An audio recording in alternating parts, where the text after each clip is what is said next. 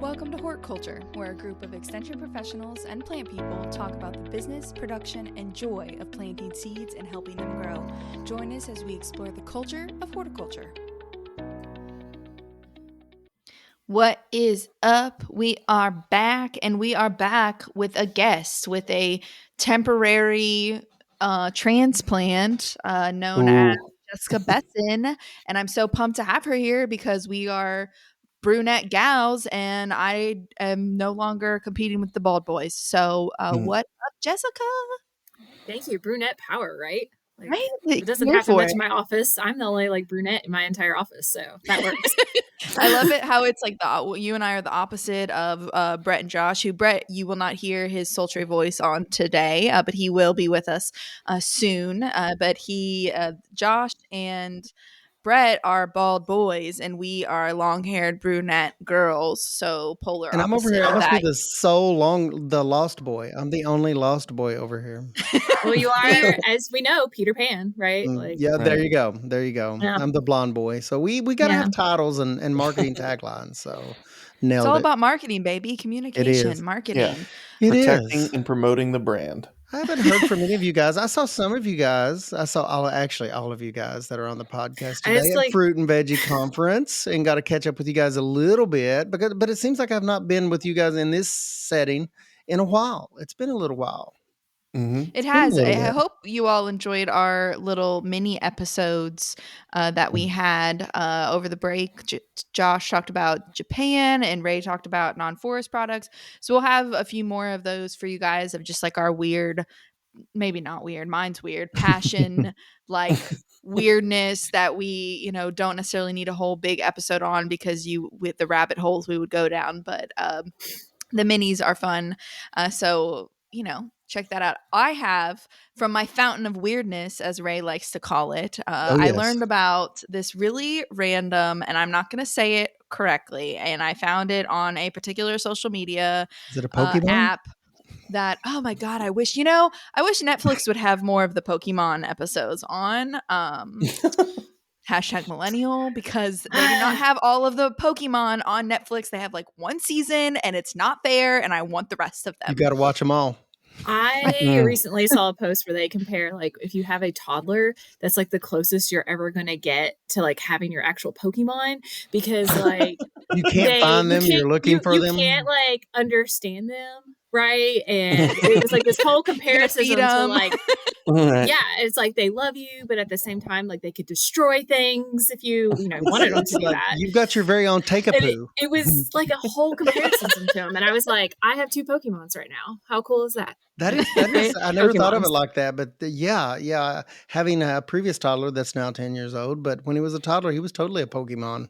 Yeah. I love this way of flipping the script on way we think. I saw a funny video where this girl was like, don't think of it as dusting or cleaning. Think of it as you removing bad intentions from around, and you can use your moon water. And she was getting all witchy with it. And it was just she's like, and you can clean that off. You're just going to clean away those bad intentions. You're going to put down some good ascension oils. What are you feeling? I've just felt really in my witch era in that moment. So it's heck yeah, I'm gonna go clean now. Right? I'm not feeling that same motivation. I'm not feeling I have to imbibe my house with good intentions. Yeah. So I see it as removing potential soil that might be soil in the future. So I feel a little guilty by removing all that dust layers, because eventually that would make soil given enough time.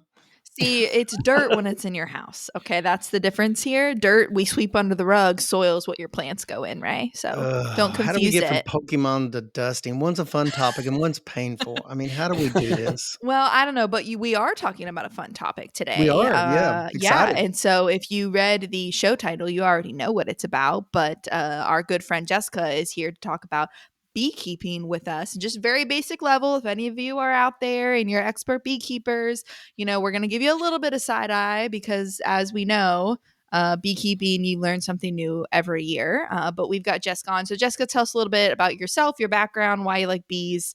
And we already know you have Pokemon. So what else? Yes. 2 Pokemon. So I work in Mercer County in Harrodsburg. That's right next door to where Alexis is at. What up? In Boyle County. So also another horticulture agent, and I've been keeping bees myself for about 10 years. I have a degree in entomology, so got really into insects, and a then master's degree. People, don't let her put that down. Thank it's a you. master's degree in entomology. Yes, and then stumbled into beekeeping also mostly because my husband and his family do beekeeping, because I had never been around it before, and then I was like, oh my gosh, this is amazing. Like, this is so cool. Did that seal the deal with your husband? I mean, did that just, Jessica, totally seal the deal when you found out they had bees? So that and the fact that he's a little younger than me, and he could still get me UK basketball tickets, and I would go to the games as a student, even though I wasn't a student. So that's a nice perk. Yeah, so I got to see the 2012 championship. Bees in basketball. Oh my gosh, you got to see the championship. Wow. Well, that sealed the deal. I didn't go to that, but I got to watch them play all season with student tickets. Amazing. So. Amazing. Oh my God, Jessica, we could have sat next to each other and never knew. Never knew. Look at that. Part of the hive. Crossed paths multiple times to finally get here where we are. So yeah, but bees are awesome. They How do many so much hives for us. do you have, Jessica? We have 16 hives right now. It fluctuates based on how many swarms we'll get in the spring, because that's one of the big things we look for, swarms, and it fluctuates that way, and depending on how the winter goes as well. See how many we have coming out of the winter. And like a question to clarify, like what constitute a hive? Is that like you have 16 queens with like their own hives? What's happening? Yeah, so each hive will have a queen in it, and it'll also have full of worker bees. And I mentioned earlier when we were talking about this in advance, like you guys could do a whole almost year of podcast. Beekeeping alone, because like within your hive, you have your queen bee who rules everything with pheromones and all different things. That's really cool. And then all the worker bees that come out, which are all female, because they're the females are getting the work done, right? I felt that me on this podcast. As they emerge out, and they age differently. They have different jobs. Like when they first come out, they're like cleaning bees, and then after that they're like nurse bees, and they do all there's undertaker bees who remove all the dead bodies out, and it's they have all these throw away their jobs. Dead sisters. Got it. Bye. Yeah. I was imagining WWE, like wrestling, the undertaker bees, dressed up with little hats. Yeah, like finishing moves and stuff. That's cool. I just imagine them just launching them. Yeah. And then they have drones too, which are the males, and they're just kind of there to chill, eat all the honey, kicked out of the hive, try to mate with the queen, and then get booted out by the group of nuns. I've heard beekeepers refer to them like they have it's a group of nuns that they have in their beehive, and I like that. So that's all is in a hive, like all the different workers, their little system. Trying to think the right word to say. Beekeeping is a lot of work. Like you personally, Jessica, I know that's your background and even your formal degrees, but it's a lot of work, takes a lot of time to be involved in beekeeping. Like what brings you personally into beekeeping? Do you have crops that they need to pollinate there locally, or honey that comes off of those? I mean, what's your biggest motivator other than the fact that bees are really awesome? For us, it's the honey production, right? So getting to enjoy just honey or using the other products, or using honey and making cream honey, or using the beeswax to make soap, different things like that. Also having, like they said, the pollination, growing produce, having them there to help pollinate things is great, but mostly the honey production. And I think that's a lot of people, they want them. They want them so they can get some honey. Oh yeah. But there is a lot that goes into bees. So expensive. And it's so expensive. That's a good example right there. That's one of the number one things. They're very expensive. But I think a lot of people think I'm going to get myself some bees. I'm going to put them out there, and then I'm going to get some honey. And that'll be it. There's nothing in between. Have you ever watched Winnie the Pooh? That's exactly how it happens. Yeah. And there's so much more. Because I feel like I'm always learning something, and I have failed miserably over the years. But if anyone's listening out there and they think I want to do bees, but I keep failing, it's okay. Because most of us lose hives a lot in the beginning. And sometimes you can do everything correct, and then you go out and Yes. you lose hives. Yeah. Yeah. But then like once you get that hands-on experience and know what to look for, like it suddenly kind of like clicks, and then you're able to like, you're like, oh my gosh, I kept this hive alive and now I got 10 gallons of honey, right? Like, Wow. I found that beekeepers, once you get started, they'll start with, which I think it's great that when I've worked with local beekeepers, I always encourage them to get a few hives. If you only have one hive and you lose that one hive, then you have to start all over. You can't do a nuke and then requeen and all this. But I find that beekeepers, once they get into it, it's kind of like what you just mentioned. It's awesome. Once you see a few cycles, they'll start out with 8, 10 hives. And we have some beekeepers here that started with 8 or 10 hives. And every time they divide, they get a chance to divide, that they'll make a nuke, or they will start a new hive body. And now they're, 20, 30 instead of 8 or 10, like they said they were going to cut themselves off at. They love it. It's people that are beekeepers and they've been beekeepers for a while.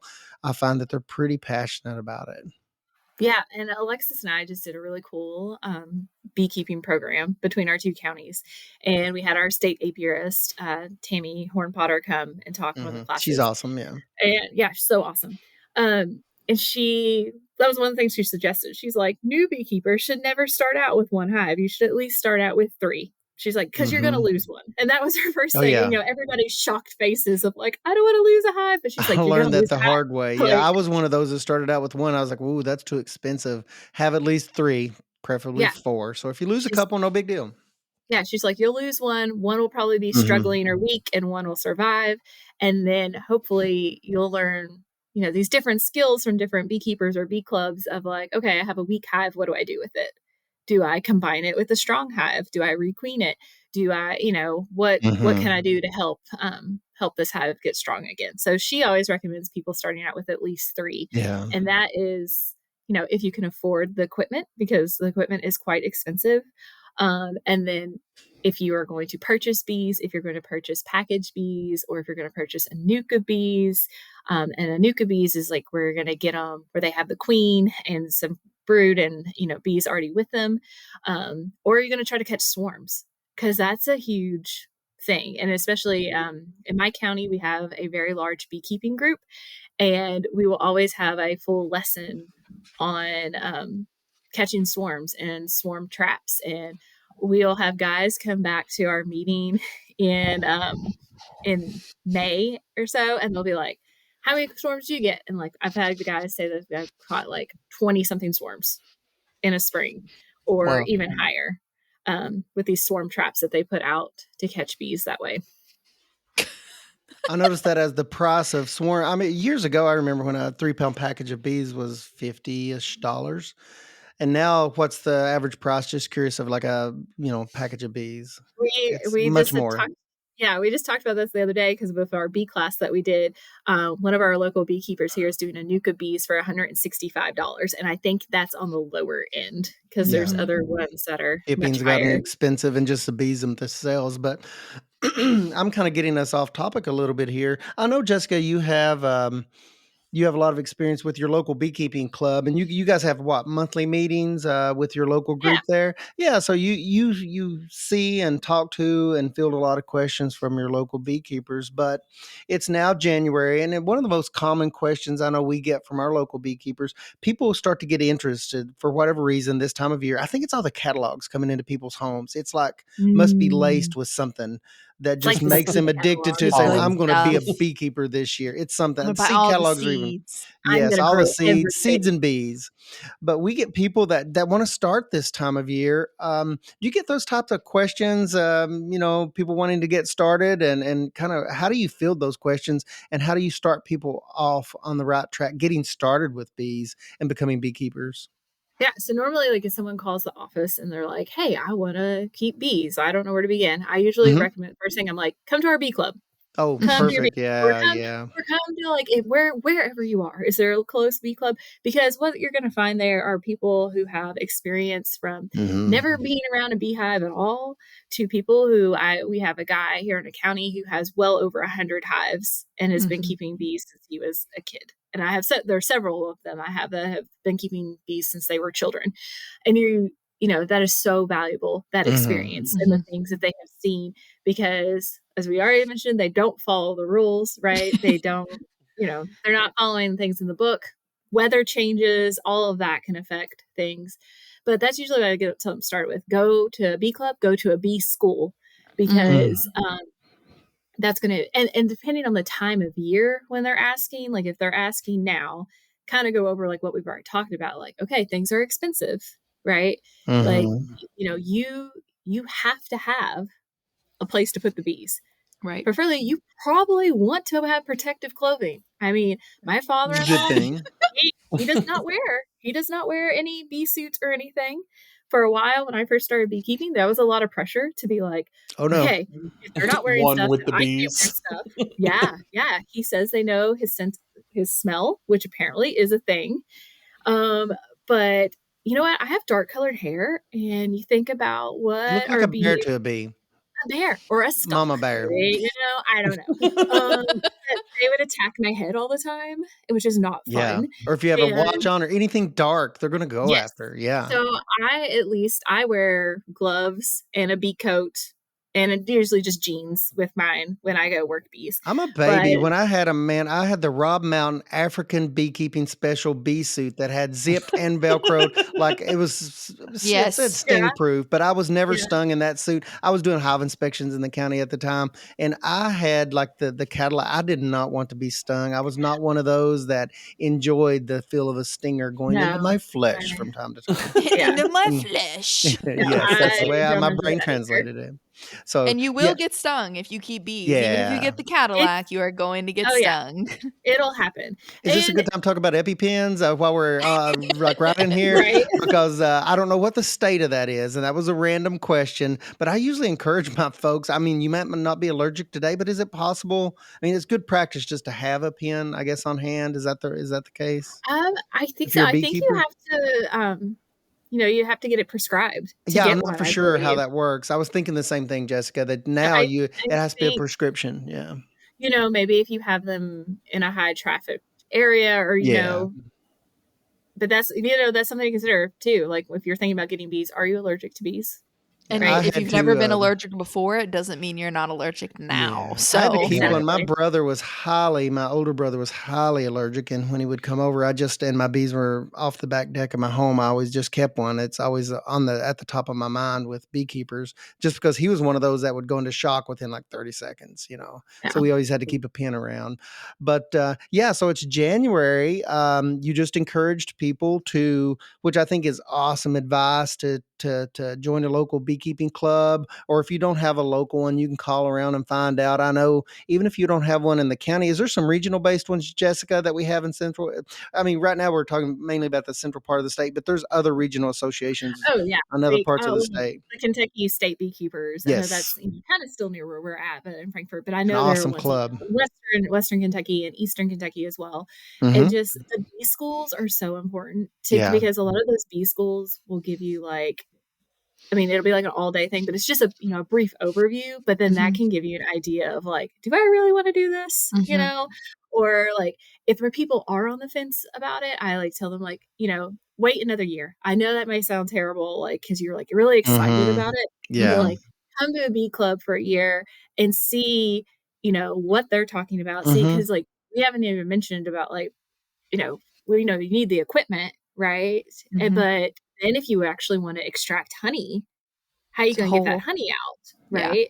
So there's equipment for that. And how much do you want to invest? Or our bee club here, if you become a member, we have equipment you can borrow, right? But then we also get into treatment for mites, other pests, because that's going back to I'm just going to get bees and put them out. And then they're like, well, I got honey one year and then they all died.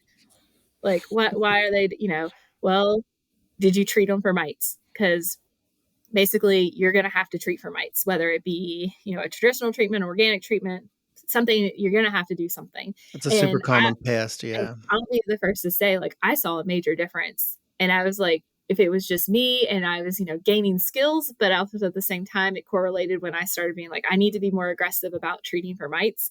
That's when my hives that I just had, in my backyard started surviving and booming. And I know Alexis, saw the picture of me standing next to my hive that I had to stand on a step ladder to get to the top of it. So, but those things, thinking about like, oh, I got a treat and what else, other things you're going to invest in. There was something else on the tip of my tongue that I was going to say with bees as well that you got to think about. Well, I know that when you join a bee club, you can, or, meet beekeepers in whatever form or fashion. A lot of the time they'll let you shadow them and you can come over and work bees with them, and they'll point out, hey, this is what, brood looks like, or, oh no, this isn't good. The queen is up in the honey cells, and laying. And so there's so much to it that is hands-on experience. So if you wait that year to do that, then you can, most beekeepers I have met, and Jessica knows way more than I do, but the ones that I know are always more than happy for like you to come out because they need the help. It's always easier to work beehives when you have another person. And so you also get to learn and experience that so that you will have a successful year when you're spending, $400 or $500 just to get your bees, like your very first beehives. And it's recommended, right? Tammy sends 3 to 5 for your first year. Like, it's recommended to have more than one. So, it can get really expensive, and then you can borrow gear from them and trade back and forth. They can help you with your hives. So, I've had a lot of new beekeepers and I send them all to Jessica's Bee Group because they're so wonderful. And I'm like, go, they will help you. I do not know that many things, but they know it all. It's so important for them to be with other people that can kind of give, it's one thing to read books, and there's lots of awesome YouTube videos by other extension universities out there on, beekeeping series, but it seems to be so much more helpful for people to actually sit down with an existing beekeeper, or if they're really, really lucky, to go out to the bee yard and kind of get into hives and suit up, wear all the awesome protective gear. I'm gonna give that another plug, but to actually go out and experience that. But another thing that when people give me a call, sometimes in March or in April, they're like, well, we want to get our package of bees. Jessica, are they going to have good luck if they wait? That's another issue. When are people having to order bees? I'm finding out that it's kind of important to plan ahead in that aspect too. If you have everything else ready, but you have not yet ordered your bees, how does that work? Yeah. So right now is the time people are placing orders for bees. We always you can buy the package bees, like you said, and that's like you're depending on them to create their own queen and everything, which is a little slower start. Yeah. They cost less, right? Versus a nuke of bees they're going to get that's going to give you those frames with brood on there and everything, and that established that queen. But a lot of them are placing orders right now to get them in either late April going into May. And right now we're talking January. Sorry, if you're listening to this at a different time, January is when you want to order your bees. Yes. Thanks, Alexis. Yeah. So a lot of times I tell people if they've already, if they're not 100% sure on the system they want to use because which system they're going to use or what they're doing, maybe just wait. Or they might have already passed that like deadline to order at that point, but then there's still the opportunity of catching a swarm. And whether that be like, as I mentioned before, like I have some guys in our group that catch like 20 plus swarms every year. And some of them will end up selling swarms a lot of times because they're just always wonderful, nice people that I have like, they're like the best. The beekeepers are. And a lot of times if they know it's somebody new who is starting off and you have been like working with them like as a mentor, they will often, not saying everybody will do this, but, oh, I have more than enough bees, right? And would you like this swarm? Right. Or they catch extra swarms and give them to people that way. Or if they've split a hive, because a hive is, you can tell when a beehive is getting ready to swarm. So that's another like, tool to use. Like when you get that hands-on experience, you're able to go in your hive and see like, oh my gosh, there's queen cells forming. Okay. Like they're bumping up really quickly. I need to split this hive or do something, or they're going to get ready to swarm. And, they'll take off, and usually your weaker hive will be left behind, and your stronger, queen will leave with majority of the bees. But when they do swarm, and if you're able to catch one, they're actually super docile to get them. That is a few times when I have not had bee equipment on and have assisted with, here, hold this box while I knock up bees and they're, in it. Yep. And you rarely ever get stung because their bellies are full of honey and they're trying to protect their queen. They're very chill at that time. Yeah. And they're just trying to get to their new location. They're like Josh after he's had a big lunch. They're just trying to find where they're supposed to be. Somewhere to take a nap. There was one point in my career, I used to just carry a box around in my truck. I had a screen wire, a box, and then I carried a staple gun because that was convenient to where if I was lucky driving along, I would find a low hanging limb. I'd go and had a little, clipper, and I would clip it and drop it in the box and staple it and go home with it. So I used to just carry a box in the truck at certain times of the year. Yeah.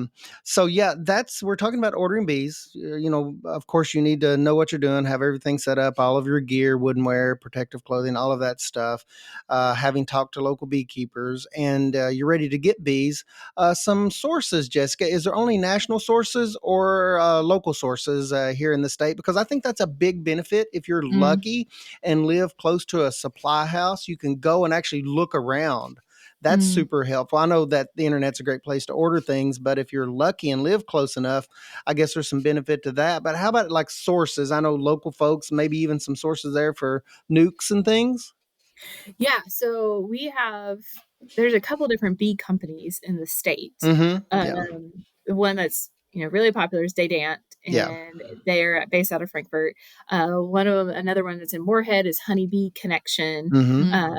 And I don't know if Kelly's Bees is still, that was out in Western Kentucky. They're still in business or not, but there are some of like the larger suppliers that are kind of spread out across the state that we have. But then connecting with a lot of these local beekeepers. So a lot of those guys, not only are they raising bees just for honey production, they're raising them to actually sell nukes of bees. Or they're raising queens to sell, because there are some people that just raise bees so they can raise queens and sell queens to people. And a queen will run you a couple $100s now as well, depending on what you're getting, where you're getting. And you'll also hear, for supplies with bees wise, a lot of times in our bee club, some of these orders of bees that you'll place with some of these companies, the bees are actually coming from like Georgia. Sure. They're coming from further south, because they're able to get them ready sooner. But it is showing that there's a little more hardiness in bees if you can get them local, right? Because they're acclimated to our environment. And that makes sense. But yeah, there's definitely lots of beekeepers out there who end up selling nukes locally for purchase.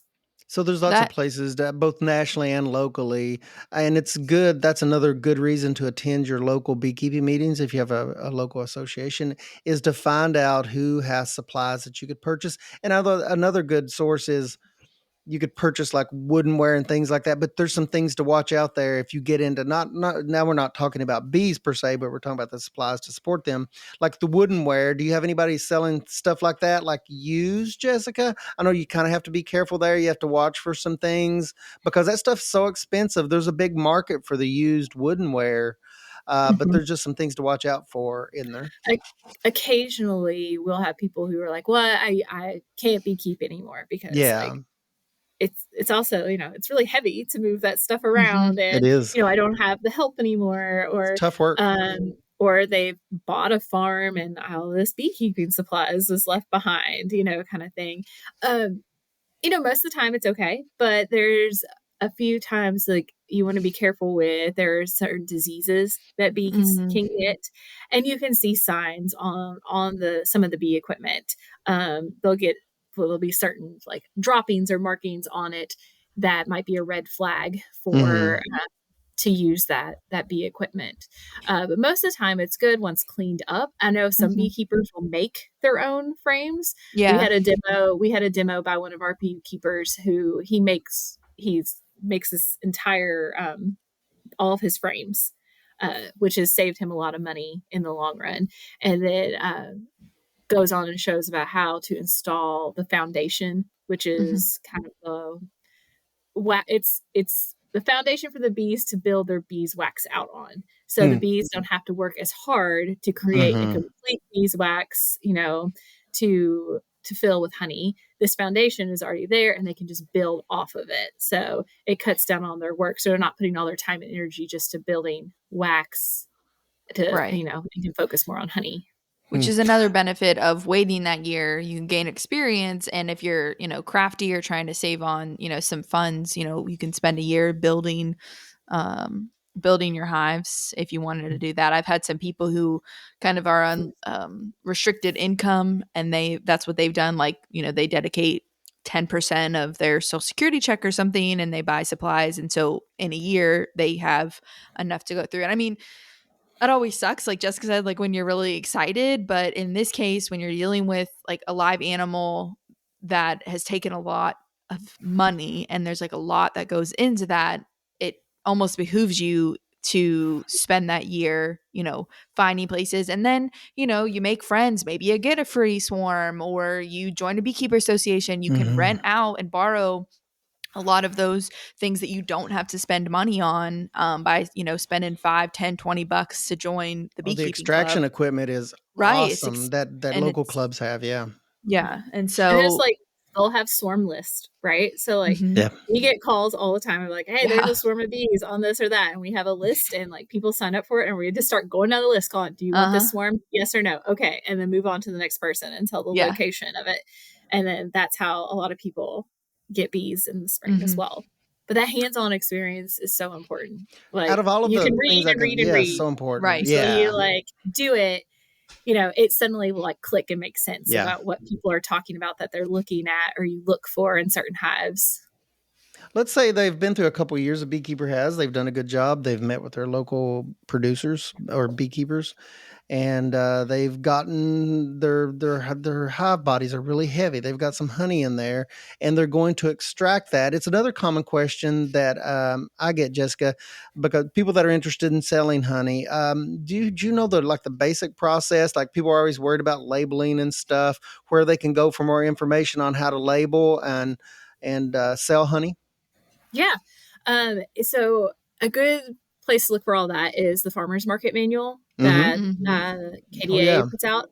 They have the exact example of what all the labels should look like. And it has like down to, it's like, it needs to be in 10 font, and it has to say like raw strained honey or just like raw honey. Because once you get over, I just looked at this yesterday, so it makes me feel like I'm, on top of numbers and stuff. It's like over 150 gallons of honey, which is like close to 1,800 pounds, I want to think it says.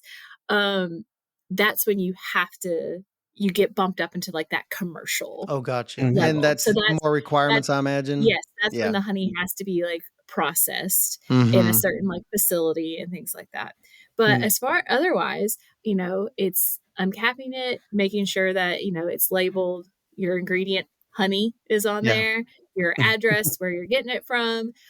Things get weird sometimes with people labeling, saying like, this is clover honey, this is this honey, this is that honey. Yeah. Because bees travel over 2 miles away from their hives, right? And, Kentucky State Beekeepers Association has the Kentucky Honey Program, like the Kentucky Proud Program, and, certifying that this honey is from Kentucky, that if they were to pull that honey off the shelf and test the pollen in it, they can do that. They can see that it's actually coming from plants in our area. So, but all of that information about labeling and bottling can all be found in the Kentucky Farmers Market Manual that KDA puts out every year, which I think they're coming up with an updated one. Is that this year? They should be releasing an updated one this year. Okay. I didn't know if we were on the release cycle for that, which I love that manual for, of course, farmers markets, but it's got all this other great information, like, what the information that you just now mentioned. And it is always surprising. I mean, it's just super simple to really put a label on there. And I encourage beekeepers, even if you're just keeping that for home, it's great if you want to, get in the habit of putting that label on there for home, even if you happen to sell that, it's ready to go. Just go ahead and do that. But the extractor, we have one of those at the office. It's used a lot. So that's always a popular question, and people are always surprised that if they're smaller beekeepers, how simple and straightforward, once they read those few pages in the Farmer's Market Manual, that they can quickly come up with a label and have a legal for sale product, especially if they're a smaller beekeeper under that level that you mentioned, Jessica. So really good information. question, but is there like a seasonality to the harvest window of when you can get honey? Like, is there certain times of the year that you can't or shouldn't? Yeah, that's a great question. Depending on how warm our spring gets and what's flowering, right? You can get some like really early. Like I had a beekeeper one year get some honey that was almost clear looking. He was able to harvest really early, and it was like all the maples and stuff that were blooming, like the trees they were visiting. Then most of the time you see like spring honey. It's going to be a little bit lighter, and that's going to be a lot of our white clover, our locust honey that we have. Locust and then honey, I love that. You'll see like fall honey, and I have like put quotations like on fall honey, and that's really late summer honey. It's darker, because you got to be cautious with going in and harvesting anything later, like when they're working goldenrod or asters and stuff actually in the fall, because you don't want to deplete them. So a lot of the beekeepers I know rarely harvest anything after August, because that's also when it starts the time of mite treating for mites. And once you get some of those mite treatments on, you can't use that honey off of there. And then you also, come August, you want to start already, it seems crazy, but you're already preparing for winter. You need to leave enough food back for them, and you need to start feeding them. Because I don't think I mentioned that either, that you need to start feeding bees somewhat in the fall to get them through the winter. You leave enough for them. Right. People go out, check their hives. They like lift the back of them to check the weight of the hives to see how much is in those brood boxes. And then we'll start feeding them. And then we're actually like, with Ray talking about like, January and stuff, people purchasing bees, but for like the already established beekeeper, what's happening now, it's like, the hive is still active all winter. Technically, like I've seen my bees out on some of these warmer days. They come out, they use the bathroom. You might see little yellow droplets on your car vehicle or something, and that's them. They're like waiting to get out of the hive. But they'll already start, with the temperature fluctuation, the queen will start laying again. And so it gets really, and I've lost bees before because of this too. You think we're in the clear come like March or so. A wild temperature swing. And the bees, and the bees get active. They eat all their food, and then they don't, and then we'll get cold again, and they won't have any food. So it's another really important time to start feeding again. So you have to like find those timelines to feed again, and then know when to stop, because then you don't want to have bees who, when we do have stuff flowering, be like, I ain't going out today because she's going to bring me some sugar water, or she's going to bring me, some treat, and I'm just going to fast food, eat that. Yeah. And not leave the hive. So, I don't even know where I started with that. But I just kept going. One of the things people love about beekeeping, it seems like, is it's the seasonality. And if you look online, I think I forget who put out the Kentucky beekeeping calendar. We have 2 pieces of basic information that are pretty good through the Extension Service. One is has that been updated, Jessica? The Kentucky beekeeping calendar, I believe that comes out through Kentucky State. I forget. Yes, I don't think it has been updated. I don't think it has been, but it's a good starting point to see. Yeah, it is. To mark on your own calendar of like, hey, I should be looking for this right now with my beehives. And then we have the other, I forget the number of the publication, but it's the Beginning Beekeeping Manual for Kentucky, and it's something that you can pick up at your local extension office. It has pretty good basic information. That's 2 good local extension references. But Jessica, to put you on the spot a little bit, are there some other good references online that you know of? It seems like our local beekeepers, they use like the American Bee. There's all these references, but like, what are some of your favorite? Like the Honeybee Health Coalition. Yes, that's the one I was trying to think of. Yeah, and they have print materials. Yeah, is that the one Tammy showed us? That's what I was going to say, Alexis. I think that's the one. She showed, like I mentioned, Tammy Hornpotter, our state apiarist. She showed us. They have a really cool interactive. When should I treat my hive for mites? And because that's always a big question, and everybody's system is a little different, right? And everybody like, I want to use chemicals. I don't want to use chemicals. I want, and it's a cool interactive tool that you just like answer the questions, and it's like, this is your time. It's like the Hort Biz quiz, but for bees. It is like the Hort Biz quiz. Yeah. But that one, I know the University of Georgia has like Bee Lab has a lot of information. It seems like they have some stuff on YouTube maybe as well. I can't remember. I've not looked at it in a while. There's several good extension based series that are on YouTube, but I forget the specifics of those. And to plug the Kentucky State Beekeepers again, like on their website, they have a variety of links to different publications and other, UK, but then other universities as well that have good resources. They have a good resource section on getting started with beekeeping. I've noticed that's pretty comprehensive. It's a really good collection of links to different sources, but they're all pretty good sources. So, Jessica, where's the weirdest place you've ever been stung? Wow, Alexis, you just straight up went there. Bring in the heat. Yeah, it's okay. Jesus, it's warning, not even a warning shot across the bow. So, full disclosure, I think I know the answer, and it's funny, so I want to hear it. It is funny. This is a warning for new beekeepers. Do as I say, not as I do, or whatever. Don't put bees in your mouth. Yes, basically that. When they say like bees get like. My mother-in-law, I'm sure she'll appreciate me saying this, but when like a hive is hot or something, she'll always be like, those bees are pissy. And bees get pissy when weather fronts move in. Okay. Don't ever get in a beehive, even though you're like, it's sunny now, when storms and stuff are approaching. I did that one day before work. I was like, I'm going to get in my beehives real quick and check, because I feel like I need to add a super. And I was like, because I'll be working late, right? So I get in there, the weather is bad. And I'm like, I'm just going to peek in there real quick. And I didn't like suit up or anything. And they were not happy. And they came out after me. And one got me directly under the nose. Oh, gosh. And I did get to experience, though, that they have an alarm pheromone that's supposed to smell like banana. And I can tell you, it smells like banana. Really? I've never experienced that. That's cool. Yes. I mean, I say it's cool at your expense, obviously. That was not a pleasant experience for you, I'm sure. It was not. The other worst thing I ever had was between my eyes. They're really zeroing in on your face, Jessica. Yeah, face is bad. So now I always wear my hood veil and my jacket. Yeah. See, African bee suit. I mean, I don't know if they still make that thing, but it was designed for African beekeepers, which, by the way, they do. Apparently, when Rob Mountain was, I guess, state apiarist a long time ago and worked here in the state with some beekeeping stuff, they came up with that suit. But he was an African beekeeper, and those bees are very aggressive, and they designed very good gear, and that was my personal favorite.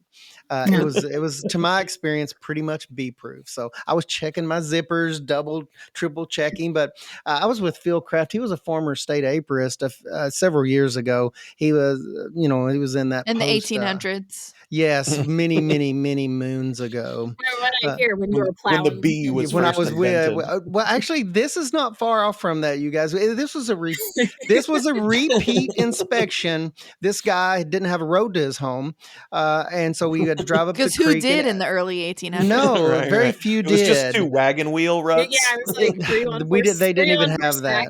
Yes, it was many moons ago.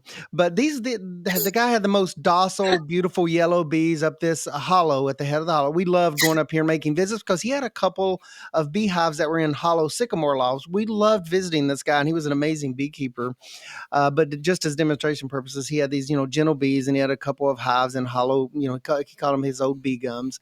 But they were always so gentle. But you mentioned bees can have an attitude. Well, Phil Kraft didn't suit up. Of course I did. I've got my armor on. I look like a knight from the 1800s, truly, from King Arthur's court. Well, Phil goes up there, and he's so used to these bees, and they're used to him, and they just ate him up. He got stings all over. Well, it turns out there was a bear in there 2 days ago, and the guy forgot to mention that. And the bees were still very upset. That was in the Eastern Mountains. And their bear had just destroyed a couple of his hives, and the bees apparently had not settled down. So you just never know when you go into the hives. And Phil was like, did you requeen these? These are the same yellow looking bees, the real gentle bees. He said, but they're really angry today. And he started questioning the guy, and the guy's like, oh yeah, I forgot to tell you guys. The bees are really angry right now still. So be careful when you go in without a suit on. You might get stung on the nose and smell bananas. So yes. My worst nightmare happened at my office this past year, because we've had bees at our office for 6 years, and they suddenly, they got pissy and were going after people in our park, in our back, where we park, and employees. So the bee club came in the cover of darkness. They removed them, and they were like, okay, they're queenless, right? They don't have a queen. So they get real mad because they're like, we don't have a leader, right? So they took them away, and then they moved them to a different location. out in the front of our building, like, but way down the driveway, like not close to the door at all. And the beekeepers got in them one day, and little did we know that there was also going to be a 4-H event that afternoon. Oh, wow. And way not even close to the door, all of a sudden, these children are just yelling and screaming, and parents are yelling, and people are running, and bees are coming in the building. And it was just one of those moments where you stand there and you're just like, no, I don't know. Like, where are my EpiPens? Nothing can be done. You're like, I can't go shake a feed bucket and be like, come on, girls, come back. Once they get in, they get riled up. I guess it takes a hot minute for them to become unriled. So I feel like I'm a bee. Like, that's how I am. Like, I'm mad. You may be a bee. You guys may be the bee brunettes, the bee nets. I don't know what you guys are, but yeah. Once you stay riled up for a little while. But bees are just so fascinating to me. And there's all this mystery and kind of folklore surrounding beekeeping. That's part of the fun for me is, and it is always something new with bees, and it's a cyclical, seasonal sort of thing. And not only that, but you get this kind of ancient, shelf-stable, sort of awesome food product out of it too. Never goes bad. Yeah, Never. it's amazing. Right. What is it? They found like honey in tombs, and you can still eat it. It's still decent.